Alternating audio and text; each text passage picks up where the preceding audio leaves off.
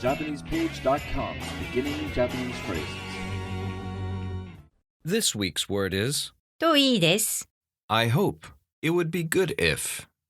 Repeat after the speaker. といいです。といいです。といいです。 I hope. As mentioned previously, to say I hope or it would be nice if, simply state what you hope will happen and then add といいです。 I hope or it would be nice if. Example sentence. 試験に合格するといいですね。I hope I or you will pass the exam. 試験に合格するといいですね。試験に合格するといいですね。試験に合格するといいですね。Do you remember what といいです。 means?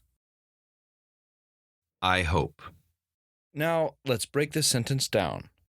試験に Test on 合格する passing grade to do といいですね。